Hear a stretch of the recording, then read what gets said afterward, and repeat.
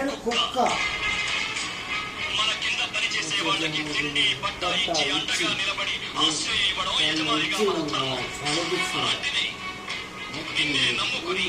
నీ పంచన పడున్న వాళ్ళ పలకనే పంచుకున్నావంటే మృగానికి నీకు తేడా